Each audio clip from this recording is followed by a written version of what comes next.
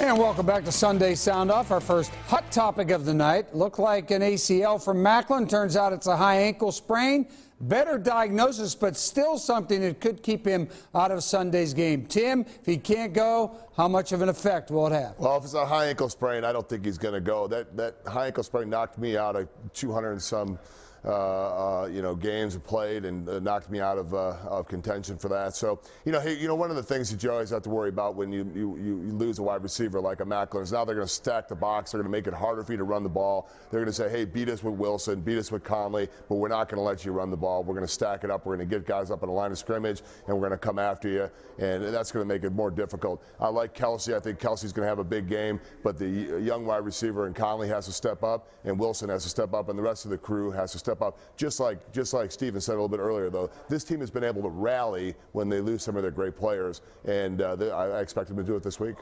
All right, Steven, you almost lost your favorite player on the team in Jeremy Macklin. What do you think?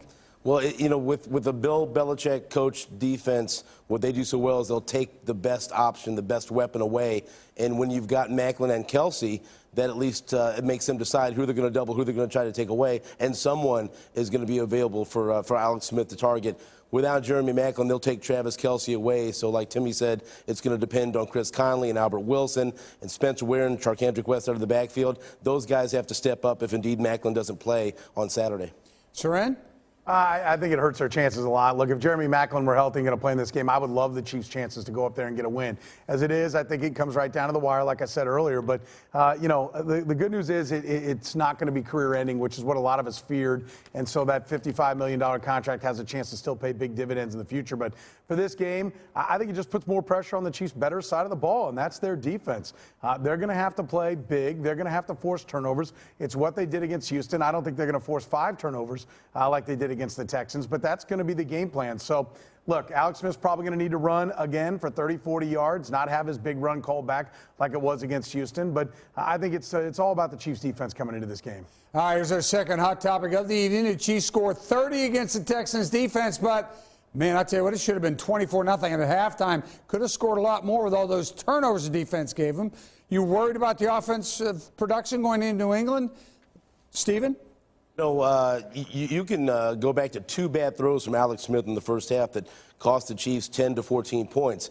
He had Albert Wilson wide open for a long touchdown, and he overthrew it. He missed it.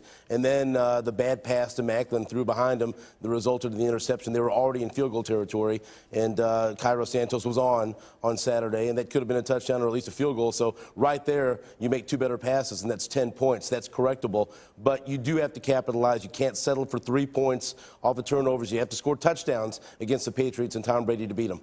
Soren, what do you think? I know this is kind of an odd spot for people who have followed what I've had to say about Alex Smith in the past, but I'm not. I actually like how Alex Smith is playing. Steven's right. Those 2 passes were bad. He's got to correct that. He needs to play better. He can play better. But I think what you're seeing is a guy who has more confidence now, and he's going for those smaller windows that he wouldn't even consider in the past. He's now trying to put the football in there. The throw to Conley in the end zone was a very good one. The throw, you go back to the last week against Demetrius Harris, the throw he puts over the linebacker's head was a good one. He's threaded the needle a number of times. I think he feels confident, and so he's taking more chances, which is important. This team needs to get touchdowns, and that's what he did. I'm with you. At halftime, with all the turnovers they had at only 13 points, it was like a 2-0 baseball game where you say we're just a bloop and a blast away from losing this game. But I like how Alex Smith is playing. I'm really not concerned with the offense other than losing the weapon in Jeremy Macklin. Yeah, I hated the overthrow for Wilson. He should have given him more air. Loved the throw to Conley just like you did. Tim, what do you think?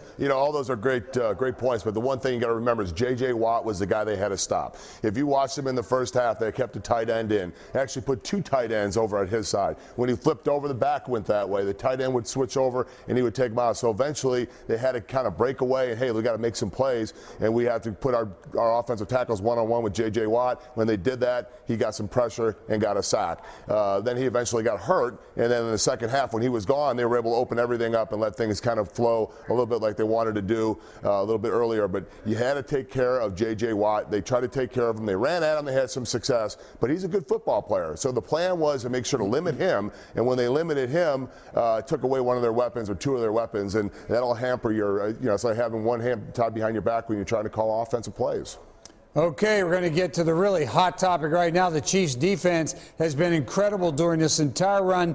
This is the best Chiefs defense since, Soren? I think since 1995 for sure, and it's the 1995 defense. Of course, Tim Grunhard, was the benefactor of that. They rode the coattails of the defense back then when Tim was around. But since at least that 95 defense, and maybe going back to the 69 defense that went to the Super Bowl and that era, because, look, they're really good all around. That's one of the things I like about this matchup.